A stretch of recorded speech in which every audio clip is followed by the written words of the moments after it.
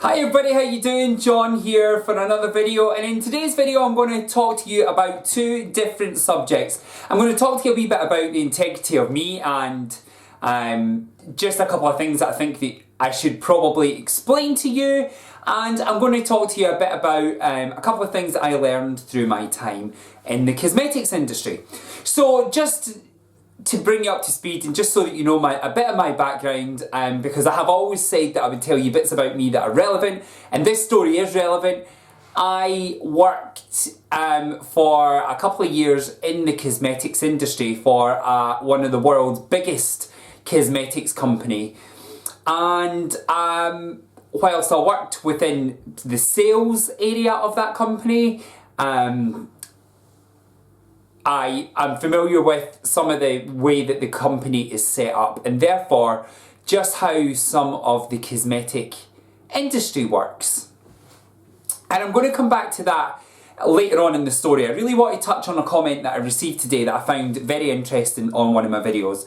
Somebody said to me that when I spoke about in one of my last videos, another YouTuber contacted my place of work. This person said he can't be stupid enough to give his own name, so it's more likely you've pissed others off and they know that you would attack him. So therefore the story basically that you told about this other YouTuber contacting your work perhaps isn't true. And I've had a few comments like that. I've had a few people questioning my integrity on whether a couple of the things that I have said on my channel is true. And today I find it particularly interesting, and I'll tell you the reason why. I'm linking it back to some of the channels that I watch on YouTube. I watch lots of channels from different genres. I watch beauty gurus, I watch gossip channels, even booktube channels I've started watching. And it's interesting to me how subscribers interact with YouTubers. And having been on the other side of the camera and making the content, it's interesting to me how some of the content that I make is interpreted and some of the questions that people ask. Now listen, don't get me wrong, I am never going to be the person to say to you, always believe what I believe, don't make up your own mind about something, because I'm a firm believer that you do have to question the things that people say to you. But what is interesting to me is that some of the things that I've said on YouTube are being questioned by people who lap up other YouTubers' content without any question at all. And this is where my experience within the beauty industry and cosmetics is going to come into play. So this particular comment really struck a chord with me because they have brought themselves, the third-party YouTuber that they think I'm referring to, into the mix. They haven't named the person. I've asked everybody not to name the person. I did say that the comment would be deleted if they name the person. But this person has alluded to another YouTuber. And what's interesting to me is this person obviously really watches this YouTuber, hangs on every word that they say, and therefore can't really quite believe that the story that I have told is true. And I'm going to say to you, in the interest of my integrity, in the interest of you not knowing me, you only have my word to tell you that I'm telling you the truth. I don't have any reason to lie to anybody on YouTube. It's not my main source of income. I only have a few followers. I'm not a massive channel. I don't have any reason to keep you really into the mix, other than the things that I'm going to tell you I think that you're going to be interested in. So this comment really struck a chord with me, and it also struck a chord because of my background within the cosmetics industry. So a couple of stories that I've heard from drama channels and beauty gurus about the cosmetics industry really surprised me, because as a YouTuber I expect to be questioned, but I don't expect my integrity to be questioned when you lap up the stories that other YouTubers tell you. And there's a couple of stories that I'm going to tell you straight up off the bat that I think are absolute bullshit, and I think that the drama has been created by some beauty gurus to get likes and views. One of the stories is Flammable products. I looked through many YouTube videos of people setting on fire lip products, and lots of gossip channels did it, lots of beauty gurus did it. And I'm going to say to you just now that lip products tend to be made from petrolates. Most makeup brands and most cosmetics, to be fair, are made from petrolates, which is an oil byproduct.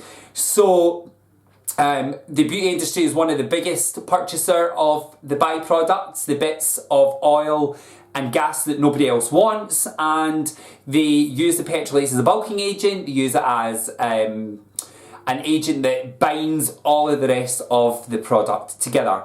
And it is flammable. Obviously, it's flammable. What also interests me about that particular story is that the packaging itself is made out of plastic, and more importantly, lip products are not designed to be set on fire. So if you set most things in this room that I'm surrounded by, set my iPhone on fire, the chances are, you know, if you hold a flame to it, it's going to go on fire, it's going to catch fire. So really, people are talking about this non-story, and they took it and they made their own stories and tweeted about it, and there was shade thrown, and nobody questioned the authenticity of that story. Nobody said to the content creator, well, actually, mate, it's going to go on fire. Actually, that's really unfair. I have seen a few people say that. But as a general rule of thumb, everybody drunk in that story and said, oh my God, this product sets fire. You know, it was a Jeffree Star product in particular. I seen one of these videos. Of course it did. Of course it went on fire. What do you expect? That really, to highlight that shows ignorance in the cosmetics industry. It shows ignorance in the ingredients. So if you go to somebody in the research and development department of a cosmetics business and say, can I set some of these ingredients on fire? In fact, in the research and development department, you'll find that most of the ingredients actually are locked behind lock and key because they are flammable. In their raw state, they are not fit for being applied to the skin, and it's only when they've had their treatment. But the treatment doesn't take away toxicity, and they're still sold over the counter. So that was just one story that I thought, oh my God, this is totally bonkers. And I have people coming for me talking about my little stories and asking if I'm telling the truth. The next story that I find is totally, absolutely absurd, and you find it in gossip channels and beauty gurus that tend not to be questioned too much, is comparing palettes and questioning how alike palettes are. And I've even seen the word copied being used in some thumbnails, some titles, and in the content of some of these drama channels. And I'm just going to tell you one thing about the beauty industry and the cosmetics industry, in that I've mentioned the research and development department before, and I've mentioned that they mix up the formulas and the colours. One thing they're going to do is they are going to go on trends. So, if you've ever seen The Devil Wears Prada, and she says that cerulean sweater was picked out just for you. The cosmetics industry is not too different from the fashion industry. Why would somebody make a palette that was made up of lime green, purple and yellow when they know fine that the trends for summer are going to be nudes or shimmers or glitters? They're not going to go too far from where the trends are, because if you're spending money on research and development and then manufacture of products, you want to be sure that the products are going to sell. Does that make sense? So if you pick up two palettes in Sephora or Ulta or wherever it is you shop and compare the two, the chances are there's going to be similarities, and you're going to find that as a theme throughout most cosmetics industries. Just like if you go into French Connection and Zara and I don't know, any other clothes store, the fashions are going to be pretty similar. They'll have their own style, but they're going to be made for that particular season. So to find two palettes made by, I don't know, Jeffree Star and Kylie Cosmetics, and compare the two and compare the shadows between the two, and then try to make it sound like one copied the other, to me is absolutely bonkers. It really doesn't make any sense. And going back to the research and development departments within cosmetics industries, they are under lock and key. They People that make up the formulas tend not to brag about the formulas or say anything about the formulas.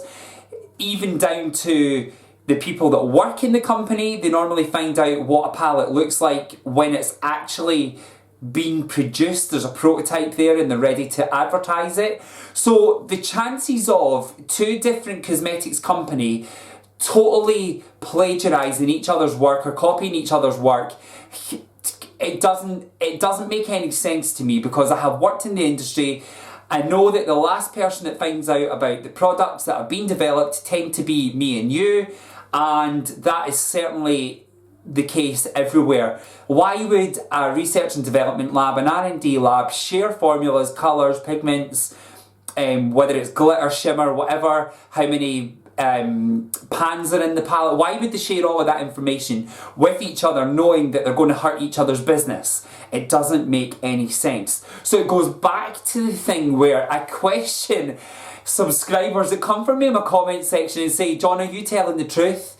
When they listen to the rest of the stuff that's being said on YouTube, and I'm going to say to you, I don't have to defend myself, you don't have to believe anything I say, you don't have to be a subscriber of mine. I really am not that bothered. I don't care that much about YouTube. I enjoy doing it, I love my subscribers, I love all the blessings that YouTube has brought to me. But to debate with somebody over the authenticity of the story that I'm telling, a story time that I'm telling you, listen, I'm a bit long in the tooth to be making up stories. If you're going to believe bullshit like Flammable cosmetics and this person copied that person and whatever else, then my story seems pretty plausible and you should listen to it. I don't have any reason to lie to you, and what I would really prefer is that if anybody has any questions about any of the stories that I tell you, please engage in some kind of dialogue with me, reach out to me, send me a DM, because I'll tell you more about the story than perhaps I'm prepared to tell you on camera.